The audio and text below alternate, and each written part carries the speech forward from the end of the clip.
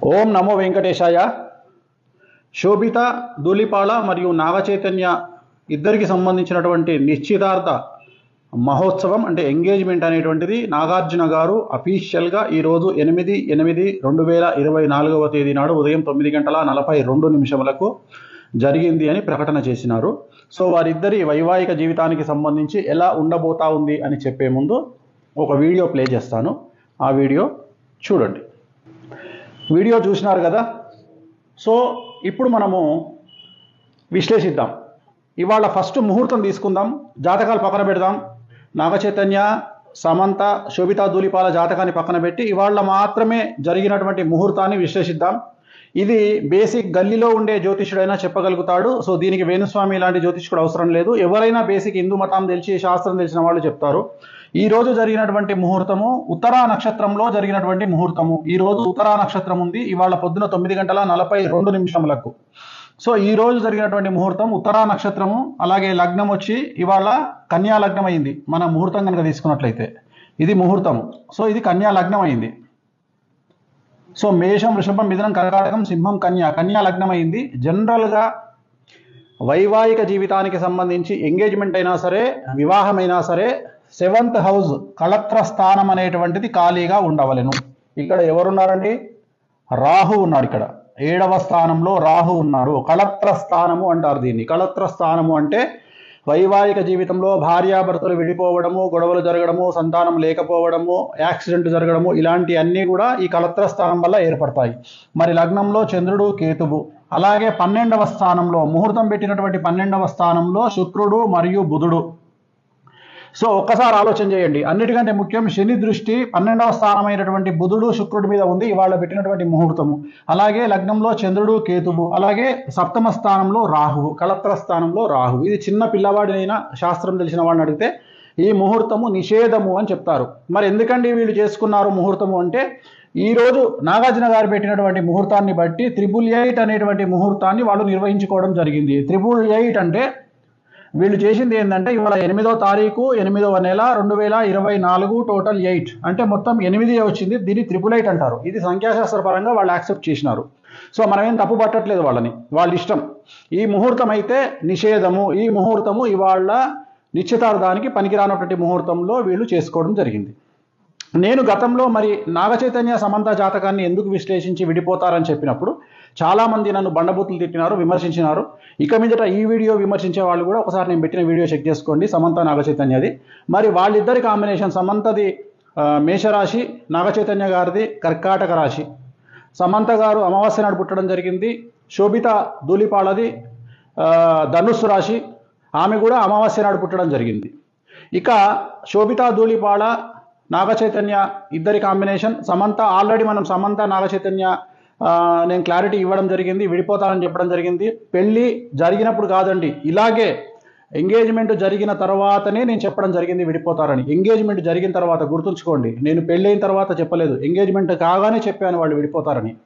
అలాగే ఇప్పుడు వీళ్ళ గురించి జాతకాన్ని విశ్లేషిస్తా ఉన్నా. దయచేసి ఎవరు కూడా నెగిటివ్గా అర్థం చేసుకోవద్దు, అందరూ కలిసి ఉండాలనేది నా కోరిక.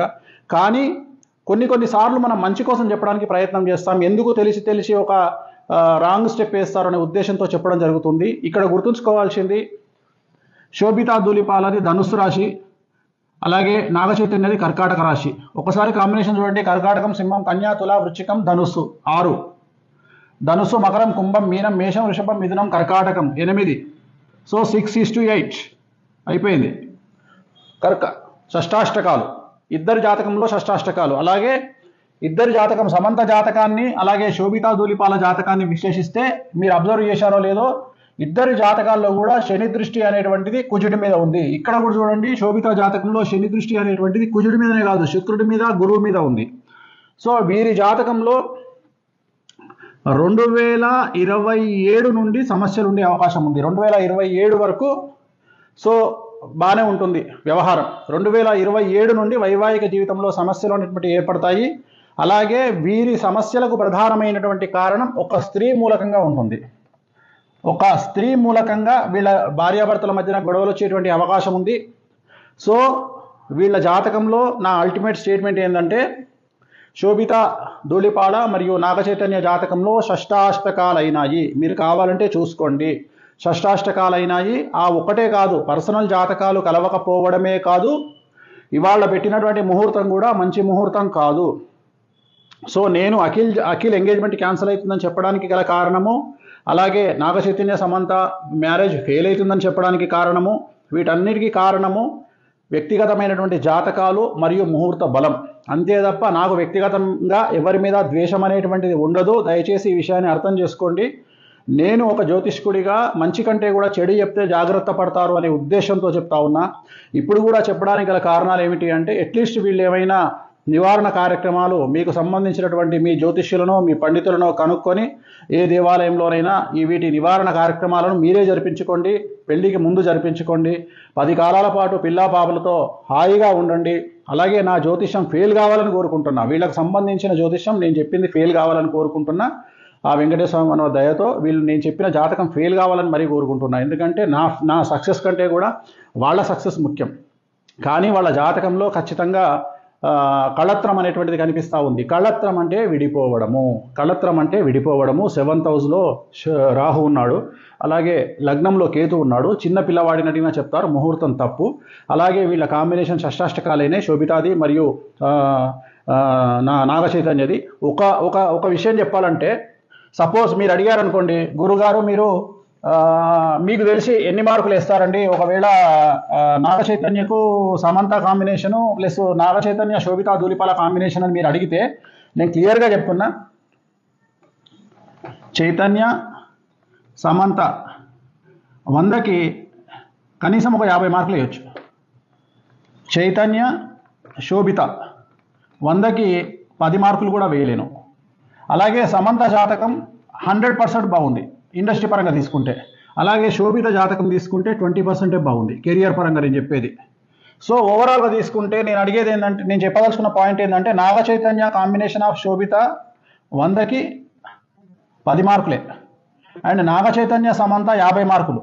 సో ఇంత 50 మార్కులు వేసినటువంటి వాళ్ళే విడిపోయారంటే, మరి కాంబినేషన్ ఆఫ్ సమంత నాగచైతన్య శోభిత కాంబినేషన్లో మరి నేను 10 మార్కులు వేస్తున్నా 100కి అంటే ఇంకెంత ప్రభావం ఉందో చూడండి. ఎందుకంటే శోభిత జాతకంలో చాలా ఎక్స్ట్రీమ్ ప్రాబ్లమ్స్ కనిపిస్తూ ఉన్నాయి. సో ఒక స్త్రీ మూలకంగా వీళ్ళ జాతకంలో వీళ్ళు విడబాటుకు గురయ్యే అవకాశం ఉంది. అలా జరగొద్దని కోరుకుంటా ఉన్నా. నేనే ఓడిపోవాలి, నా జాతకమే ఫెయిల్ అవ్వాలని కోరుకుంటా ఉన్నా.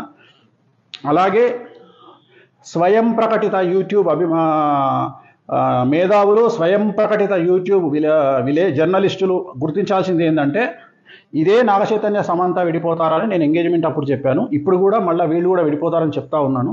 సో నన్ను విమర్శించే ముందు నేను చెప్పిన వీడియో ఒకసారి చూసి, సమంత గురించి నాగచైతన్య గురించి చెప్పిన వీడియో చూసి మీ స్వయంకృత మీ మేధావితనానికి పనిపెట్టుకోండి.